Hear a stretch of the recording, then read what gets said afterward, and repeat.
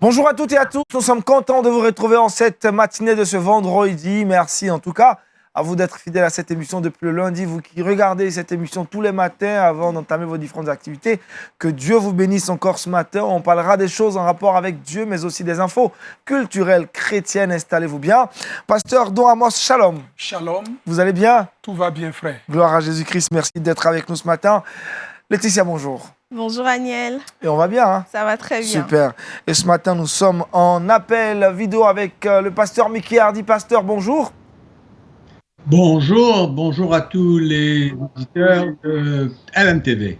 Merci, pasteur, d'être avec nous. Avec vous, on parlera naturellement de la conférence virtuelle Bâtir que vous organisez au cours de cette émission. Dites-nous déjà, avant qu'on ait cet entretien avec vous, c'est quoi l'intérêt, l'importance de cette conférence? Écoutez, je pense que le but de cette conférence, c'est surtout de pouvoir parler des choses qui touchent les pasteurs.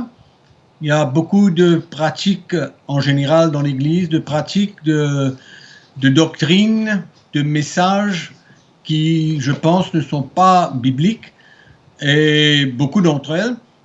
Et c'est pourquoi je crois que l'important, c'est de revenir au message annoncé par les premiers apôtres, annoncé par Jésus lui-même à ses disciples. Donc c'est très important, je crois, de revenir au fondement, à la base même des choses, avant de se lancer dans toutes sortes de messages et toutes sortes de pratiques.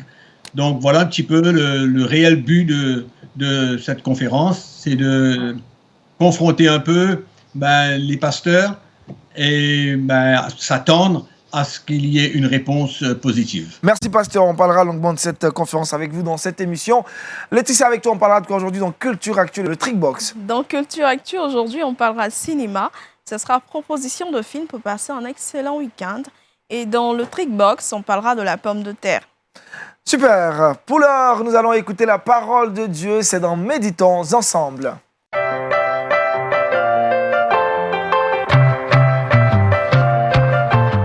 L'exhortation du jour a pour titre « Consulter Dieu en tout » avec le pasteur Don Amos. Bonjour. Bonjour, pasteur. Heureux de vous retrouver. En Merci tout cas, on est content. à vous tous qui nous suivez. Que Dieu soit avec vous. Nous allons donc prendre notre Bible et lire ensemble dans le livre de Juges. C'est Laetitia qui va lire pour nous. Juges chapitre 1, le verset 1 à 7. Juges chapitre 1, verset 1. Après la mort de Josué, les enfants d'Israël consultèrent l'Éternel en disant : Qui de nous montera le premier contre les Cananéens pour les attaquer ? L'Éternel répondit : Juda montera, voici j'ai livré le pays entre ses mains. Et Juda dit à Siméon, son frère : Monte avec moi dans le pays qui m'est échu par le sort, et nous combattrons les Cananéens. J'irai aussi avec toi dans celui qui t'est donné en partage. Et Siméon alla avec lui. Juda monta, et l'Éternel livra entre leurs mains les Cananéens et les Phéréziens. Ils bâtirent 10 000 hommes à Bézek. Ils trouvèrent Adoni-Bézek à Bézek. Ils l'attaquèrent, et ils battirent les Cananéens et les Phéréziens. Adoni-Bézek prit la fuite, mais ils le poursuivirent et le saisirent, et lui coupèrent les pouces des mains et des pieds. Adoni-Bézek dit : 70 rois, ayant les pouces des mains et des pieds coupés, ramassés sous ma table. Dieu me rend ce que j'ai fait. On l'emmena à Jérusalem, et il y mourut. Amen. Amen. Amen. De ce texte-là, je voudrais partager 3 vérités bibliques avec vous. La première vérité, c'est de ne rien faire par routine. On est habitué, on fait avec. Et parce qu'on est habitué, on pense que nous n'avons plus besoin de consulter Dieu pour que Dieu nous conduise. La deuxième chose, c'est l'unité qui donne la force. Unis en équipe, travailler en équipe, se resserrer les coudes, donne plus d'avantages, donne plus à gagner que de travailler de façon individuelle, de façon égoïste. Et la dernière chose, c'est qu'on ne se moque pas de Dieu. Ce que tu sèmes, c'est ce que tu récoltes. Il s'agit de quoi? Avant que Moïse ne meure, Dieu lui avait révélé déjà le plan directeur de la conquête de la ville de Canaan. Donc Moïse avait cette information quand il a passé le relais à Josué. Quand il est mort, Dieu a dit à Josué, Josué, mon serviteur Moïse est mort, lève-toi et passe le Jourdain avec le peuple. Mais on passe le Jourdain dans le but de conquérir d'autres territoires. parce qu'il fallait forcément que la terre promise soit en possession aux enfants d'Israël. Donc Josué étant mort, alors les enfants d'Israël vont se poser la question. C'est vrai que nous avons le plan directeur de la conquête de Canaan et des villes aux alentours, mais que faire? La bonne réponse, c'est de s'adresser à Dieu. Et c'est ce qu'ils font. On dit les enfants d'Israël consultent l'Éternel, demandent à Dieu qui de nous montrera le premier pour attaquer Canaan et pour prendre possession de la terre promise. Et Dieu répond, il dit Judas monte. Et Judas va se faire donc accompagner de son frère Siméon. Et effectivement, l'Éternel livra entre leurs mains Canaan, les Cananéens. Juste pour dire quoi? Pour dire que ce n'est pas parce qu'ils savaient, ce n'est pas parce que les enfants d'Israël savaient que c'était dans le plan de Dieu de conquérir Israël et de conquérir plutôt Canaan qu'ils se sont levés pour aller attaquer. Ils savaient que pour le faire, il va falloir d'abord consulter Dieu. C'est pourquoi je dis que tout ce que vous voulez faire, même si vous connaissez la réponse, il ne faut jamais penser que ça suffit de le faire sans avoir mis Dieu au devant. Ils ont consulté Dieu, ils ont demandé à Dieu lequel de nous montrera le premier. Il y a une histoire pareille dans 1 Chronique où Josaphat a appris qu'une foule nombreuse avance contre lui. Et on dit que Josaphat, dans sa crainte, s'est disposé pour chercher la face de Dieu. C'est de ça qu'il s'agit. Ne faites rien sans que Dieu n'ait sa caution, Dieu n'ait marqué son aval, Dieu n'ait dit oui, je t'autorise, quoique c'est ma volonté. La preuve, quand les enfants d'Israël sont montés attaquer Canaan, la Bible dit que l'Éternel livra entre leurs mains les Cananéens parce que c'était de sa volonté que Judas monte pour attaquer Canaan. Tout juste pour dire, ne nous focalisons pas sur notre routine. Quelle que soit la prédication que vous connaissez, l'expertise que vous avez en prédication, la formation que vous avez eue, consultez Dieu toujours. Préparez-vous et laissez le Saint-Esprit vous conduire. Ne dites rien sans que Dieu ne vous ait dit de dire. Dites tout ce que Dieu vous dit de dire et quand vous avez fini de dire, taisez-vous pour que Dieu continue d'agir. Ne faites rien par hasard, ne faites rien par habitude, ne faites rien parce que vous êtes habitué ou bien parce que vous êtes attaché à ce principe-là. Demandez, est-ce la volonté? Même dans le choix de nos conjoints. Même dans le choix de nos conjoints, dans le choix de notre travail, dans le choix d'une activité, dans le choix d'un travail et bien d'autres. Toujours demander, est-ce la volonté de Dieu? Éternel, qu'est-ce que je dois faire? J'ai un choix à faire. Quel est le choix qui conviendrait mieux pour que ta volonté s'accomplisse dans ma vie? Ne jamais vous précipiter, ne jamais dire, je suis habitué, je sais que la présence d'un culte commence par comme si, se termine par ça. Ça ne marchera pas. Dieu n'est pas un hasard. Dieu, c'est du concret. C'est de se laisser conduire par lui. Lui demander de vous donner l'orientation et à partir de l'orientation, vous faites ce que Dieu, par le Saint-Esprit, vous conduit de faire et vous verrez que Dieu sera réjoui, vous serez réjouis et le peuple sera édifié et tous ceux qui sont autour de vous seront réjouis. La deuxième chose, c'est vrai que c'est Judas qui devait aller attaquer, mais il s'est fait aider. Il a appelé son frère Siméon pour dire, alors monte avec moi, combattons, à ton tour, je te soutiendrai. Et ça, c'est une leçon que toutes les églises et tous ceux qui sont chrétiens doivent comprendre. Aujourd'hui, le travail individuel, le travail de façon égoïste, les églises travaillent seules. Chaque communauté veut faire valoir ses talents. Le monde dans lequel nous sommes là, c'est un monde relationnel. C'est un monde de coopération. C'est un monde d'entraide, d'unité. La force d'une personne ne suffit pas. C'est pourquoi Ecclésiaste dit 2 valent mieux que 1. Si un tombe, l'autre le relève. On ne peut pas travailler seul. Vous voulez que l'église gagne des âmes, mais il y a des églises qui sont experts en évangélisation. Sollicitez-les. Qu'on n'ait plus honte de dire notre communauté est ceci, donc nous on ne veut pas s'allier à telle communauté. Il nous faut la main d'association. Amen. Il nous faut la main d'association, tendre la main aux experts d'une communauté B, tendre la main aux experts d'une communauté C, pour que vous puissiez bénéficier de leur expérience, de leur talent, de leurs dons, pour la gloire de Dieu. On ne travaille plus seul. Pasteur, je suis désolé, ne travaillez plus seul. Vous ne pouvez pas. Il y a des frères dans la communauté, des soeurs dans la communauté que Dieu a bénis, Dieu a qualifiés. Confiez-les des responsabilités, faites-les confiance. L'unité vaut mieux que travailler seul. L'équipe vaut mieux que travailler seul. Et la dernière chose que je partage, c'est vraiment la désolation. Je suis vraiment déçu par le comportement d'Adonis Bezek. Mais comme lui-même l'a reconnu, il dit, Dieu me rend ce que j'ai fait.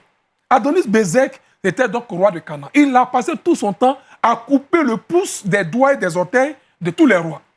Dès qu'il te prend comme captif, ce qu'il veut faire de toi, c'est de couper tes pouces du doigt, couper les pouces des pieds. C'est quelle est cette torture? On ne peut pas torturer des gens comme ça.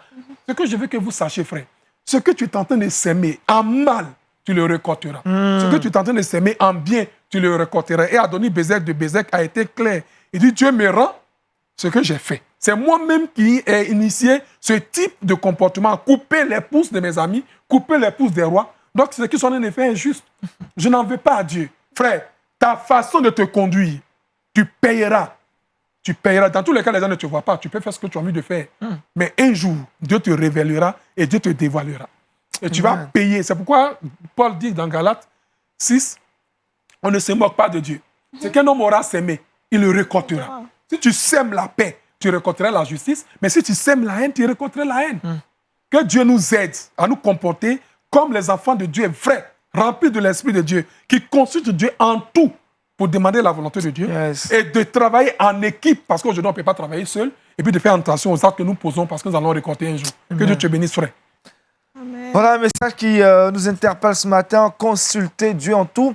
Pasteur Mickey a dit, c'est une réalité, hein. Vous parlez aujourd'hui de l'Église et des défis de l'Église avec ses pasteurs. Il faut véritablement consulter Dieu en tout. Absolument. Nous pouvons avoir de bonnes idées, mais c'est le Seigneur qui conduit toutes choses. Les bonnes idées ne sont pas suffisantes. Nous avons besoin de connaître la volonté de Dieu. Je suis absolument en accord avec ce que le pasteur vient de nous dire.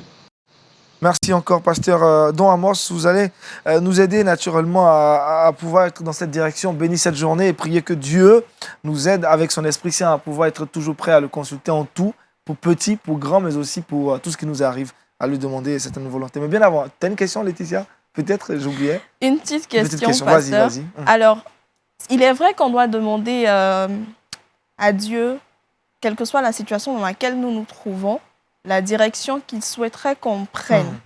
Mais par moment, il arrive qu'il ne réponde pas à temps. Je m'explique. Lorsque, par exemple, on lui pose une situation et que tout autour nous fait sentir que on a l'impression, je veux dire, que le Seigneur nous répond comme cela, alors que ce n'est pas forcément la réponse du Seigneur. Comment est-ce qu'on sait si on doit y aller, si c'est maintenant ou si on doit attendre, en fait? Ce qui est intéressant dans votre question, c'est que vous avez l'impression. C'est-à-dire que vous n'êtes pas que c'est ça. Dieu nous exauce dans tous les cas. Même le nom de Dieu est mieux que ton oui. Même le nom, le silence de Dieu vaut mieux que ce que tu souhaites. Parce qu'il n'y a rien que Dieu ne sait d'avance. La Bible dit que même la conclusion d'une chose, Dieu sait avant son introduction. Dieu fait toutes choses bonnes en son temps. Il n'y a rien qui soit hasard avec Dieu.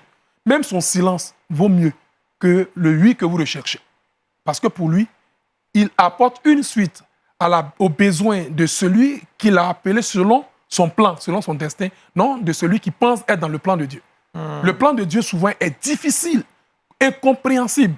Mais quand tu acceptes la volonté de Dieu, tu comprends plus tard que Dieu est là-dedans. D'accord.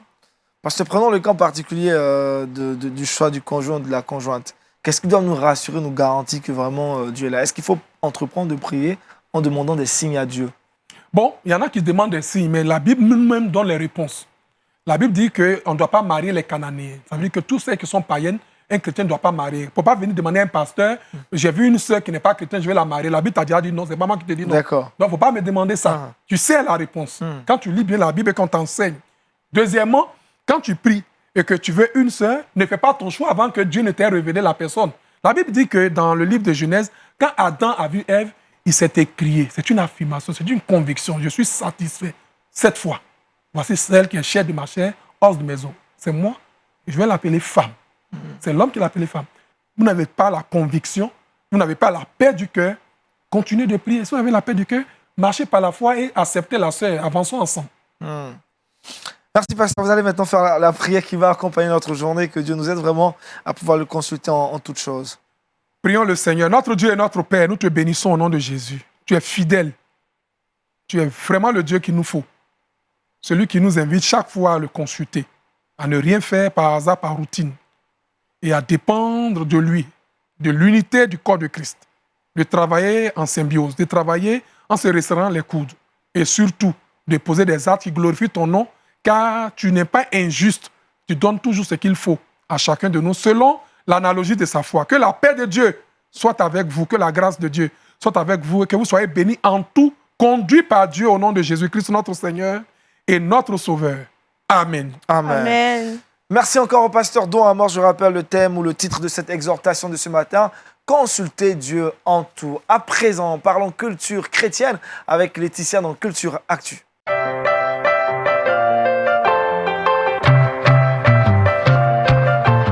C'est vendredi aujourd'hui et Laetitia nous propose des films pour le week-end. Effectivement, Aniel, comme nous l'avons dit à l'entame de cette émission, aujourd'hui, Culture Actu parlera cinéma et ça sera proposition de film. Et ce film s'intitule 17 ans et alors. 17 ans et alors est un film qui parle de la vie d'un jeune homme de 17 ans, Gao Liang, qui vit une vie chrétienne, qui a décidé de suivre le Seigneur Jésus-Christ et de faire de l'évangélisation son étendard dans un pays en proie au communisme, où le chrétien est pourchassé, où le chrétien est persécuté.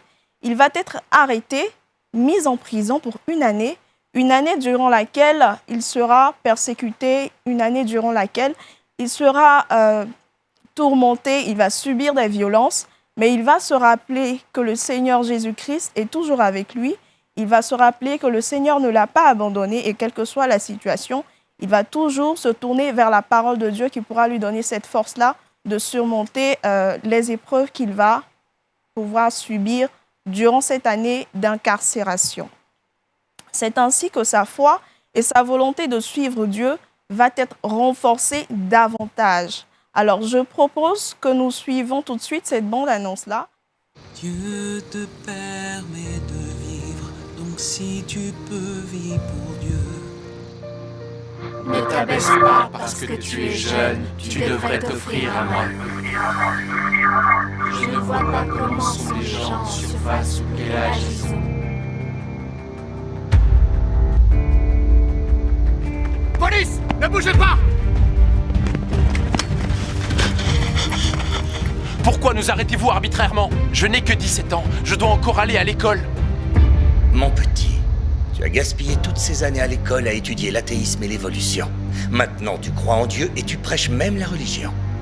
Comment le Parti communiste pourrait-il ne pas vous arrêter? Pourquoi le PCC a-t-il si peur de ceux qui croient en Dieu? Vous ne pouvez même pas permettre à un écolier comme moi de croire en Dieu? Bon sang! Si tu t'obstines à croire en Dieu, nous enfermerons aussi tes parents. Nous ferons en sorte que toute ta famille reste en prison. Pour quel motif allez-vous arrêter mes parents? Ces deux-là sont des chrétiens. Prenez bien soin d'eux.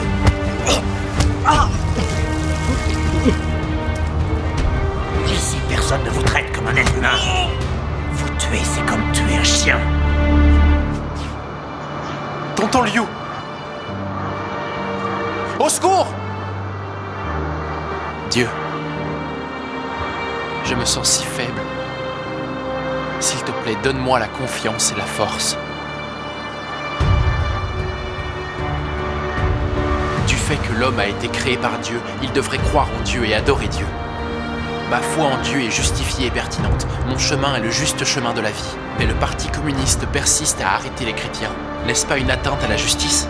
Ne crois pas que parce que tu es jeune, on ne te fait rien. Arrêtez de le frapper! Ce n'est qu'un enfant! 17 ans. Et alors?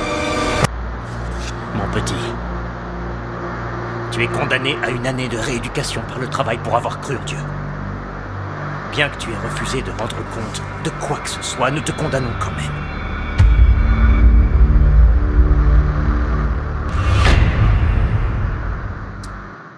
17 ans et alors, un film que Laetitia vous propose pour ce week-end. Laetitia, autre chose à dire sur ce film?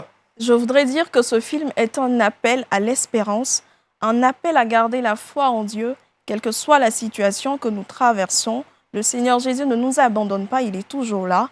Et ce film est disponible également sur toutes les plateformes de téléchargement légales et également en streaming.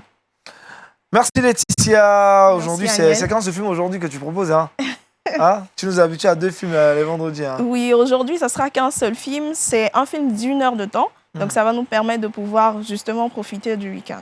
Pasteur, un mot à dire sur le film. Voir la persécution avec le PCC, le Parti communiste, c'est pas évident. C'est pas évident. C'est pas évident. Et moi, pour moi, Ce film-là vient renforcer ma foi, comme elle a dit, l'espérance.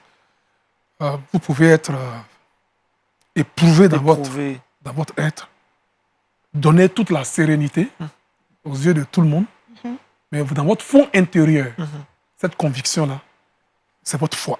C'est cela. On ne peut pas vous l'arracher. Yes. Merci Laetitia pour ce film et j'ai hâte de regarder la fin, surtout la fin. La fin. 17 ans et alors, que vous pourrez retrouver sur tous les sites de téléchargement légaux. En tout cas, on espère bien que vous passerez un extraordinaire week-end devant vos écrans. Il est temps pour nous maintenant de nous entretenir avec notre invité du jour, le pasteur Mickey Hardy. C'est dans À l'affiche.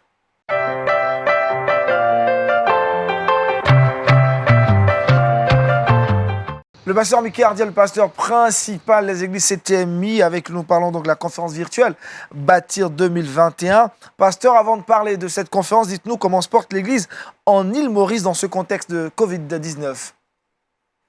Oui, eh bien nous sommes de nouveau en confinement depuis quelque temps et donc c'est pas facile. Il n'y a pas de rencontre physique au niveau de l'église, mais l'église elle est très active dans ces rencontres journalières, à travers le Zoom, à travers le téléphone, à travers les messages WhatsApp. Donc, notre programme journalier continue de plus belle.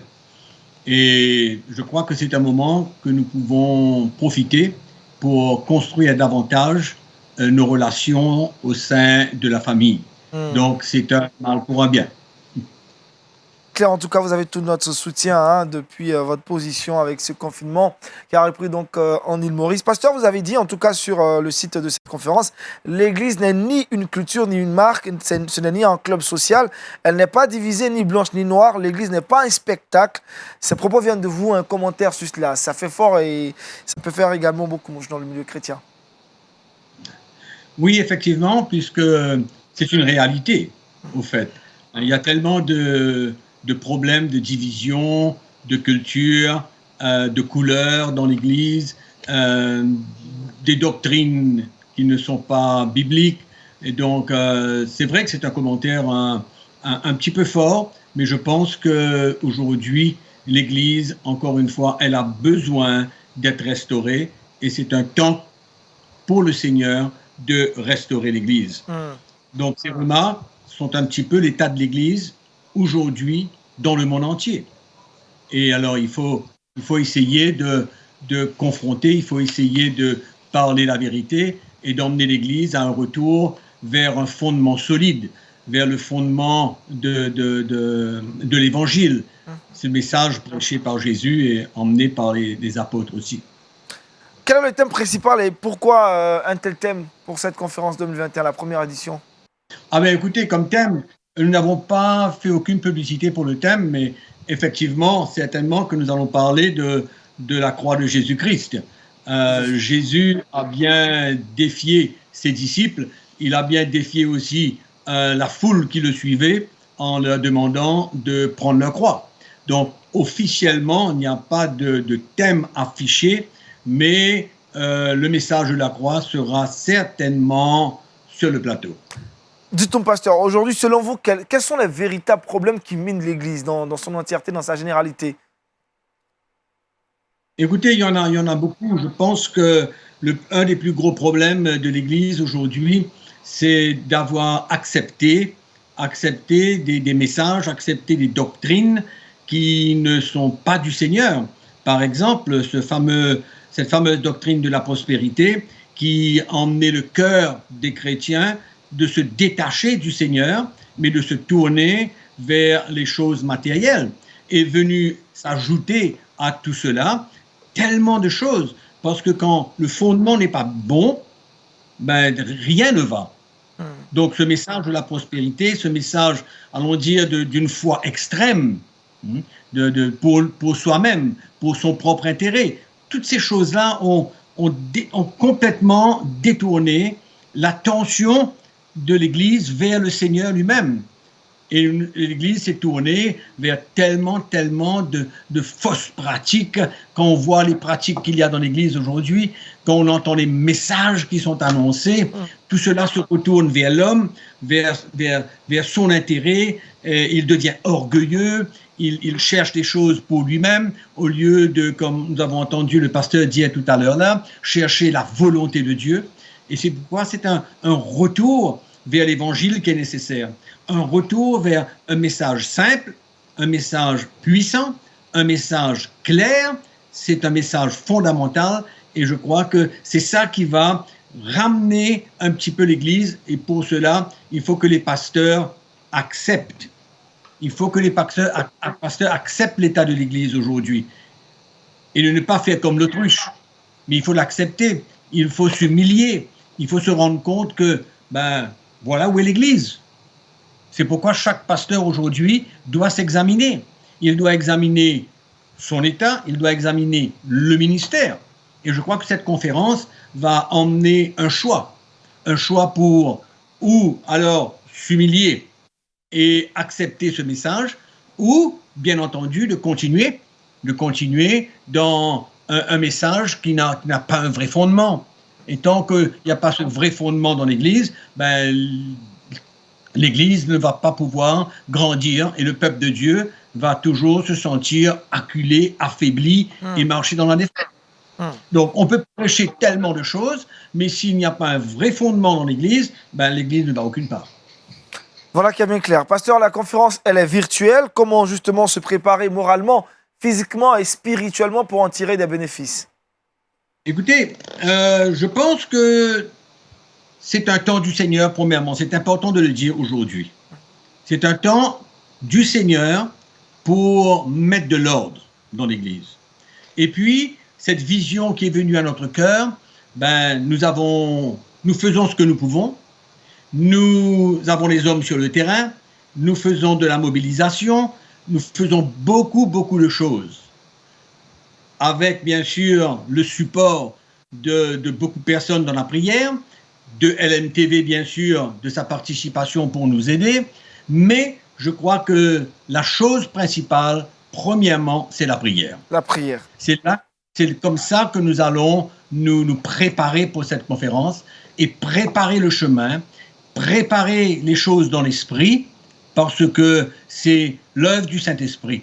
Et moi, je crois que c'est un temps pour que l'Esprit de Dieu visite les serviteurs de Dieu, parle à leur cœur et mette les serviteurs de Dieu et les pasteurs devant la réalité. Devant la réalité. C'est pourquoi aujourd'hui, nous avons une équipe de chrétiens, beaucoup de chrétiens dans beaucoup d'églises qui se donnent sincèrement tous les jours à la prière pour cette conférence en se basant sur, bien sûr, l'action du Saint-Esprit, le ministère du Saint-Esprit pour pouvoir toucher la vie de beaucoup de pasteurs qui seront présents à cette conférence. À l'instar des leaders, des pasteurs, qui d'autres peut-il prendre part à cette conférence? Écoutez, cette conférence est principalement, uniquement pour le moment, elle est adressée aux pasteurs, uniquement.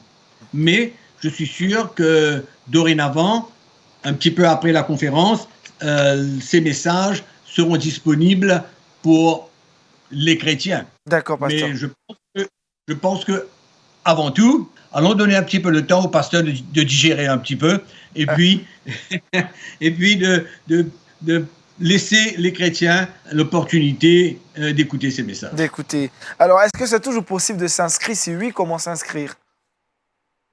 Écoutez, nous avons une page web sur laquelle on peut s'inscrire. C'est marqué build-conférence.com.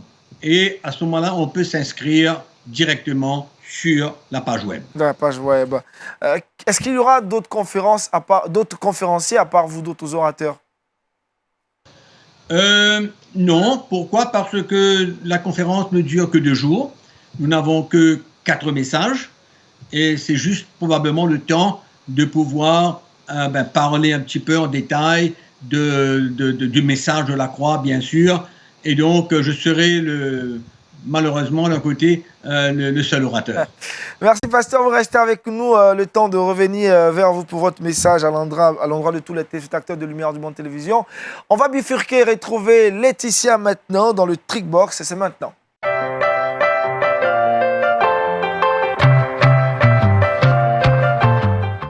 Au-delà de l'usage commun qu'on connaît à la pomme de terre en cuisine, cette pomme de terre a d'autres utilités. Et Laetitia nous en parle aujourd'hui dans le Trickbox.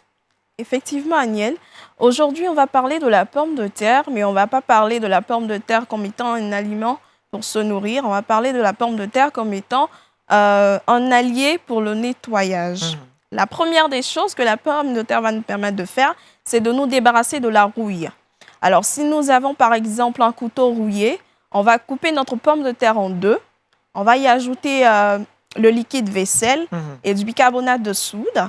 On va frotter jusqu'à ce que la rouille puisse disparaître. Ensuite, on rince et voilà, tout redevient propre. Deuxièmement, la deuxième chose que la pomme de terre va nous permettre de faire, c'est de polir l'argenterie. Alors, lorsqu'on fait cuire nos pommes de terre, on va utiliser l'eau qui a servi à la cuisson. On va tremper notre argenterie dans cette eau-là 1 heure de temps. Et juste après, on va frotter, polir et on va constater que l'argenterie va retrouver son éclat d'avant.